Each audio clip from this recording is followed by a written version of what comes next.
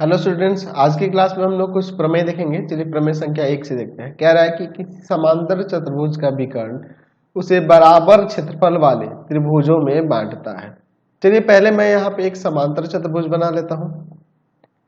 देखिए यहाँ पर मैं एक पहले समांतर चतुर्भुज बना लेता हूँ। ये आपका समांतर चतुर्भुज हो जाएगा। यहाँ पे दे देते हैं ए बी सी डी, ये आपका समांतर चतुर्भुज हो गया। इसका एक कोई विकर्ण खींच देते हैं, मान लीजिए विकर्ण ए सी कर देगा। ठीक है, तो ये विकर्ण जो होगा ना, इसे दो बराबर क्षेत्रफल वाले त्रिभुजों में बांट दिया। यानी कि यहाँ पे इस त्रिभुज ए बी सी का जो क्षेत्रफल होगा, त्रिभुज ए बी सी का जो क्षेत्रफल होगा वह त्रिभुज सी डी ए के बराबर होगा।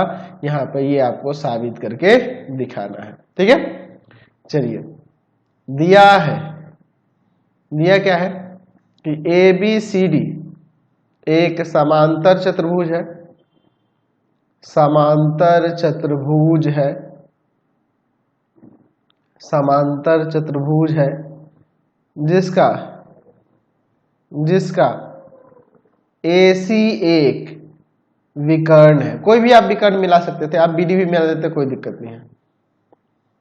ठीक है, तो सिद्ध करना है, तो सिद्ध करना है, क्या सिद्ध करना है जी कि area of triangle A B C जो होगा बराबर हो जाएगा area of triangle C D A के। इन दोनों का क्षेत्रफल बराबर होगा, ये सिद्ध करना है। चलिए अब हम लोग इसका प्रमाण देखते हैं। हम लोग पढ़े हुए हैं, पिछले वीडियो में क्या देखा था, याद है आपको, कि अगर दो त्रिभुज सर्वांगसम हो तो सर्वांगसम क्षेत्रफल अभिगृहित से उन दोनों का क्षेत्रफल बराबर होता है। तो अगर हम लोग इन दोनों त्रिभुजों को सर्वांगसम दिखा दे तो हमारा काम हो जाएगा। तो त्रिभुज ए बी सी तथा त्रिभुज सी डी ए, इन दोनों त्रिभुजों को सर्वांगसम करते हैं। तो सर्वांगसम करने के लिए हमें तीन चीजें चाहिए ना जी। देखिए हम लोग यहाँ पे लिख सकते हैं, ये जो ए बी है ना, ए बी इसे सी डी के बराबर हो जाएगा, ए बी इसे सी डी के बराबर हो जाएगा ना जी, क्योंकि समांतर चतुर्भुज के आमने सामने की भुजाएं बराबर होती है ना। तो हम लोग लिख सकते हैं कि समांतर चतुर्भुज की सम्मुख भुजाएं बराबर होती है। समांतर चतुर्भुज की सम्मुख भुजाएं हैं, इतना भी लिख देंगे तो हो जाएगा। समांतर चतुर्भुज की सम्मुख भुजाएं तो बराबर होंगी ना जी, सम्मुख भुजाएं। फिर देखिए अगर हम लोग इसमें ले लेते हैं, इसमें बी सी, इसमें बी सी ले लेते हैं तो इसमें का आपका डी ए हो जाएगा। यहाँ देखो बी सी है, इसके संगत यहाँ पे डी ए ले लेते हैं। ये भी क्या होगा, समांतर चतुर्भुज की सम्मुख भुजाएं, इसलिए बराबर हो जाएंगी। अच्छा तीसरा देखिए, इसमें ए सी लेते हैं, ए सी, तो इसमें सी ए लेना होगा, उसी के करस्पॉन्डिंग उभयनिष्ठ है दोनों त्रिभुजों में ए सी, और इस त्रिभुज में सी डी ए में सी ए उभयनिष्ठ है। ठीक है, तो यहां से आपका त्रिभुज ए बी सी सर्वांगसम हो जाएगा त्रिभुज सी डी ए की भुजा भुजा भुजा सर्वांग समता से। आप कई तरीके से इसे सर्वांगसम कर सकते थे। ठीक है, तो हमने भुजा भुजा भुजा से सर्वांगसम कर दिया। अब सर्वांगसम हो गया तो जाहिर सी बात है इनका क्षेत्रफल बराबर हो जाएगा। त्रिभुज ए बी सी का क्षेत्रफल बराबर हो जाएगा त्रिभुज किसके, सी डी ए के। क्यों बराबर होगा, तो ये भी लिख सकते हैं कि सर्वांग समता, सर्वांग समता या सर्वांगसम क्षेत्रफल अभिगृहित से, अभिगृहित से ये क्षेत्रफल बराबर हो गए। समझ गए, तो ये हमें प्रमाणित करना था, हमने प्रमाणित करके दिखा दिया। चलते हैं नेक्स्ट प्रमेय पे। अगला प्रमेय देखते हैं, सेकंड नंबर। एक ही आधार एवं समान समांतर रेखाओं के बीच, ठीक है, दो समांतर चतुर्भुज के क्षेत्रफल बराबर होते हैं। या फिर आप ऐसे भी लिख सकते हैं कि एक ही आधार पर और एक ही समांतर रेखाओं के बीच, एक ही समांतर रेखाओं या समान समांतर रेखाओं, ये भी दोनों चलेगा, ठीक है, बीच दो समांतर चतुर्भुजों के क्षेत्रफल बराबर होते हैं। तो चलिए है यहाँ पर हम लोग क्या करते हैं, दो समांतर चतुर्भुज इस प्रकार बनाते हैं जिनका एक ही आधार हो और एक ही समांतर रेखाओं के बीच वो स्थित हो। ठीक है, मैं यहाँ पर एक समांतर चतुर्भुज ले लेता हूं, ठीक है, इस तरह से कुछ। ये आपका एक समांतर चतुर्भुज हो जाएगा। ठीक है, और दूसरा समांतर चतुर्भुज मैं यहां ले लेता हूं इधर, इस तरह से। तो ये आपको मैं समझाने के लिए ना ये अलग कलर से कर देता हूं। ठीक है, तो आपको समझ में आएगा। यहाँ पे दो समांतर चतुर्भुज दिखेगा। ठीक है, एक ये वाला समांतर चतुर्भुज, एक दूसरा ये समांतर चतुर्भुज। दो समांतर चतुर्भुज हो गए। दोनों का आधार देखो, यहाँ पे ये एक ही आधार है और ये दोनों एक ही समांतर रेखाओं के बीच स्थित है। तो चलिए इनका नामकरण यहाँ पे कर देते हैं। ठीक है, यहाँ लेते हैं ए, यहाँ बी, यहाँ सी और यहाँ पर डी कर देते हैं। ठीक है, और इसे ए सी और दूसरा इधर ले लेते हैं, मान लो यहाँ पर ई और यहाँ पर एफ। ठीक है, तो दो समांतर चतुर्भुज है। यहाँ पर ए बी सी डी और दूसरा यहाँ पर है आपका एफ बी सी ई, है ना। कैसे भी नाम दे दिए, चलिए कोई दिक्कत नहीं है। चलिए तो हम लोग यहाँ पे ले लेते हैं, दिया है ए बी सी डी और एफ बी सी ई, दो समांतर चतुर्भुज है जो एक ही आधार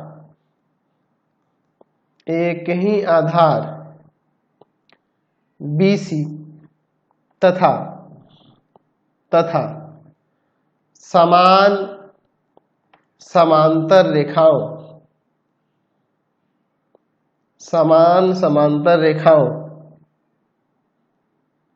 BC और AF, BC और AF लिख दो या AE लिख देते हैं। ठीक है, BC और AE, है ना, के बीच स्थित है। ठीक है, यानी कि हमने यहां दिखा दिया कि ये जो BC AE के समांतर है। तो ये समांतर होगा भी, क्योंकि समांतर चतुर्भुज के आमने सामने की जो भुजाएं होती है वो समांतर और बराबर भी होती है। तो जाहिर सी बात है, अगर AD के समांतर होगा BC तो AE के भी समांतर होगा, इसलिए मैंने ये डायरेक्ट AE ही लिख दिया है। चलिए, तो सिद्ध करना है।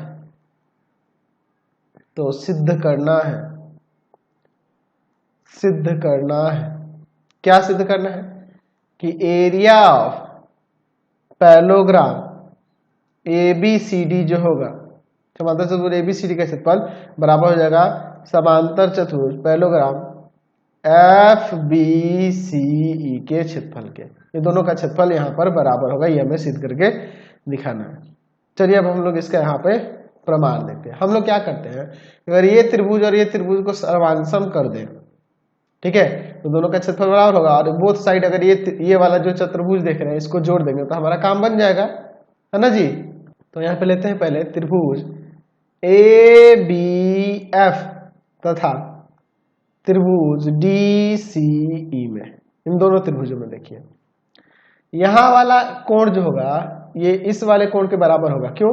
क्योंकि ये देखो AB और DC समांतर है और ये AD तिर्यक रेखा काम कर गया है AE, तो ये वाले संगत कोण बराबर नहीं हो जाएंगे जी। तो यहाँ पे हो जाएगा एंगल BAF इक्वल टू में एंगल CDE, है ना, क्योंकि AB समांतर है DC के, है ना, और ये संगत कोण दिख रहा है, संगत कोण यहाँ पे बराबर हो जाएंगे इसलिए, है ना जी। दूसरा हम लोग चलते हैं एंगल AFB, यह वाला कोण इस वाले के, क्योंकि ये इसके समांतर है तो संगत कोण हो जाएंगे, इक्वल टू में एंगल DEC। क्यों? क्योंकि यहाँ पर ये जो BF है ये समांतर है CE के, तो ये भी संगत कोण होंगे, संगत कोण के युग्म है, इसलिए बराबर हो जाएंगे। तीसरा चीज हो जाएगा इसमें, ए बी जो होगा इसमें कि ए बी इसके डीसी के इक्वल हो जाएगा कि नहीं, है ना।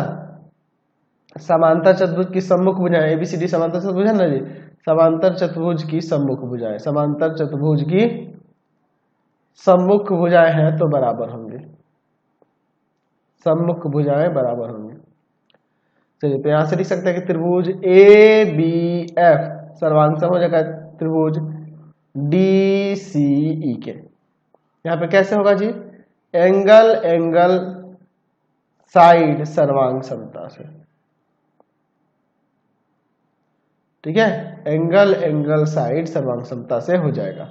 चलिए तो जब ये सर्वांग सम हो गया तो इनका क्षेत्रफल बराबर हो जाएगा, area of triangle A B F बराबर में area of triangle D C E. क्या होगा तो लिख सकते हैं कि सर्वांगसम सर्वांगसम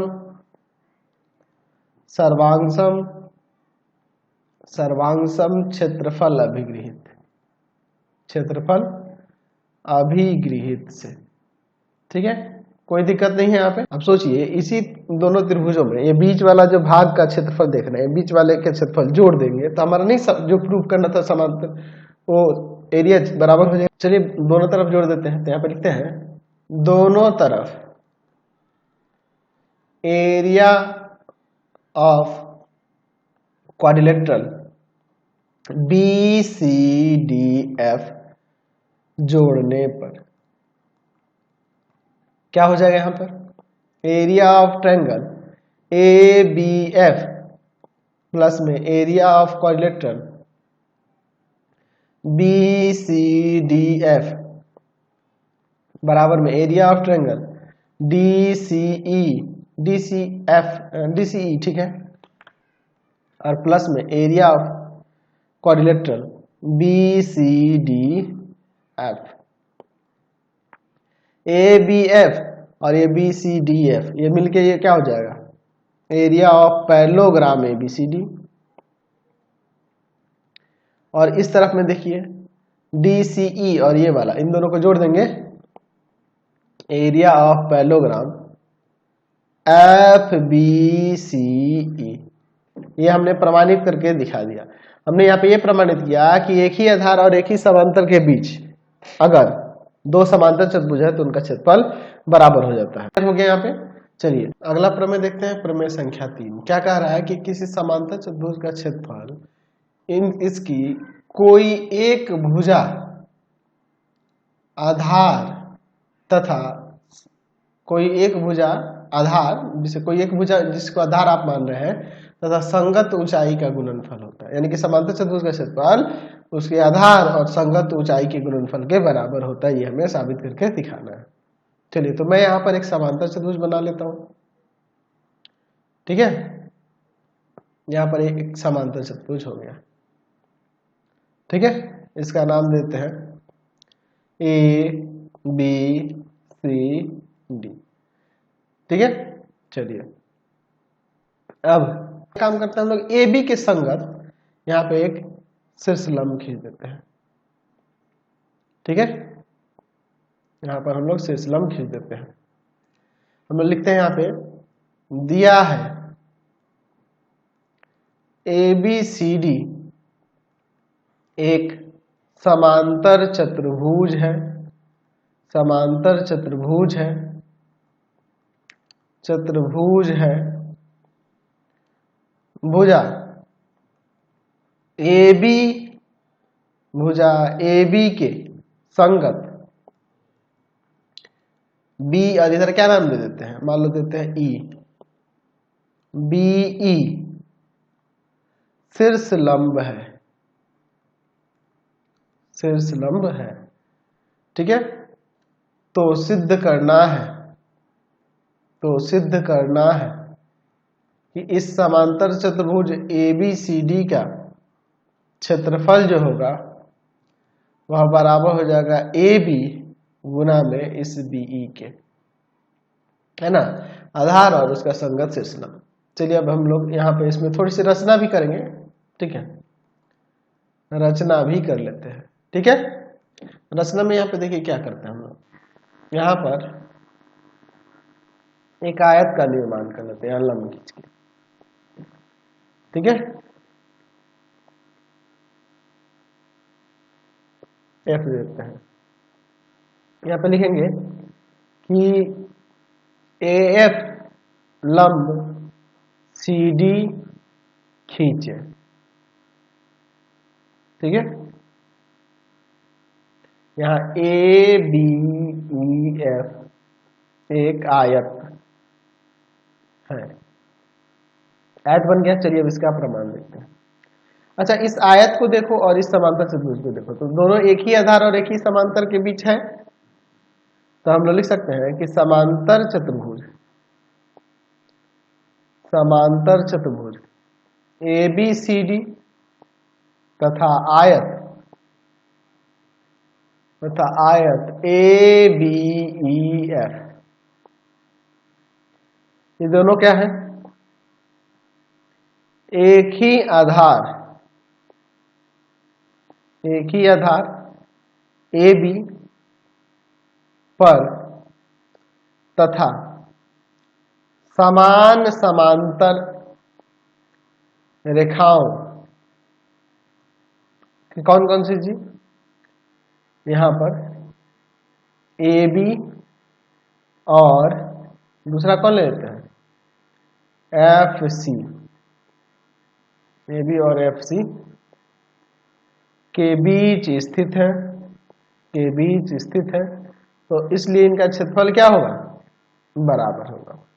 area of parallelogram A B C D जो होगा बराबर हो जाएगा area of rectangle A B E F के, ठीक है। तो हम लोग जानते हैं कि जो आयत होता है उसका क्षेत्रफल जो होता है वह क्या होता है, लंबाई गुने चौड़ाई, यानी कि यहां से हो जाएगा ए बी और गुना में बी ई, तो ये इसके बराबर हो गया कि नहीं, ये ना हमें प्रमाणित करना था, हमने प्रमाणित करके दिखा दिया। आज की क्लास में इतना ही रहने देते हैं, अब सीधे प्रश्नावली पे चलेंगे, वहां क्वेश्चंस को देखेंगे। आपको हमारे 3 चैनलों को सब्सक्राइब करना होगा। पहला है पाथ फाइंडर क्लासेस छपरा, दूसरा है आपके पास भारती भवन रविकांत सर, और तीसरा चैनल है रविकांत सर